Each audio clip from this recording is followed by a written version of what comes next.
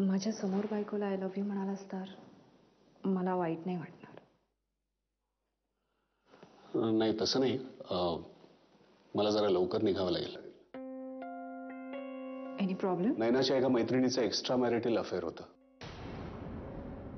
तिच्या नवऱ्याला ते कळलंय. ती तिचं घर सोडून आमच्याकडे आली.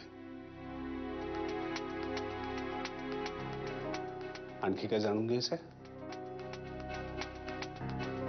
विक्रम पण येतोय आता ऑफिसमधून. तो कशाला? नैनाला वाटत असेल विक्रमने त्या भाग्यश्रीशी बोलावं. विक्रम तसं समजूतदार आहे, हुशार आहे, जग पाहिलेलं आहे. कदाचित तिचा प्रॉब्लेम सोडवायला मदत करेल तो. त्याला म्हणा स्वतःच्या घरातले प्रॉब्लेम आधी सोडव. अभय मुंबईत आलाय म्हणजे आला असेल हवा ना. ताजमध्ये त्याच्या एका शाळेतल्या जुन्या मित्राच्या लग्नाची पार्टी. मग तो घरी येणार नाहीये. तिथूनच परस्पर शिपवर जाणार आहे. मी खूप ओरडलो त्याला. मी म्हटलं अरे ताजपर्यंत येतोय, घरी येऊन जा. 15 मिनिटासाठी 2 तास ट्रॅव्हल कोण करणार? आणि घरी येऊन मी भेटणार कोणाला? तुमच्याशी तर मी नेहमीच फोनवर बोलतो. आणि आपल्या घरामध्ये जी दुसरी बाई आहे ना अनन्या, आम्ही एकमेकांना भेटलो काय नाही भेटलो काय काही फरक पडत नाही असंच म्हणाला ना तो. नाही हे नाही बोललो तो. पण अशाच अर्थाच. मूर्ख आहे गधडा. देवानं गुडघ्यात सुद्धा अक्कल दिलेली नाही त्याच्या. 1.5 वर्ष तू पैसे कमवण्यामागे लागला होतास. तुला बायकोकडे वळून बघायला वेळ नव्हता. हो म्हणून हिने लगेच दुसऱ्या पुरुषाबरोबर फिरायचं. अरे पण ती म्हणते ना चूक झाली. झाली चूक.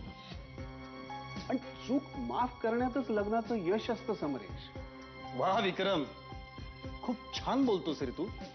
फक्त मला एक गोष्ट सांग, उद्या ही चूक जर नैनाने केली तर हे सगळं असंच बोलशील?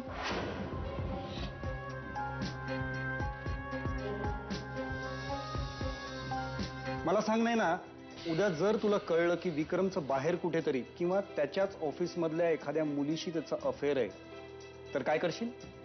माफ करशील याला? शत्रूचा शत्रू तो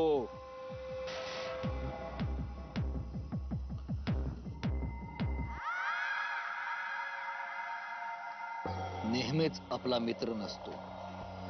हुशार आहेस. माझा सगळा बायोडेटा मी तुला सांगू शकतो, पण इथे नको. जे काय बोलायचंय ना ते इथेच, नाहीतर गेट लॉस्ट. तुलाही माहितीये की तिचा एकाच ठिकाणी पाय घसरला होता आणि काही प्रमाणात त्याला तूही जबाबदार होतास. आणि आता सावरण्यासाठी जर ती तुझा हात मागते तर तो हात तू देणं हे तुझं काम नाही का रे मित्रा? तिने चूक केली. मी म्हणतो चूक नाही, पापच केलं. तर पण आपल्या इथे खुनालाही माफी आहे रे. तू छातीवर हात ठेवून सांगू शकशील? तू 1.5 वर्ष बाहेर होतास तेव्हा तुझ्या आयुष्यात एखादी अट्रॅक्टिव्ह बाई आली असती तरी तू तिला 2 हात लांब ठेवूच शकला असतास? या प्रलोभनापासून लांब राहिला असतास? काय बाजू मांडलीस भाग्यश्रीची? तू खरं म्हणजे ना वकील व्हायला हवा होतास. वकील झाला असतास ना तर आयुष्यात आज जो काही आहेस त्यापेक्षा खूप मोठा झाला असतास. आयदर हे किंवा मग हे सगळे तुझ्या अनुभवाचे बोल आहेत. अनुभवाचेच बोल आहेत.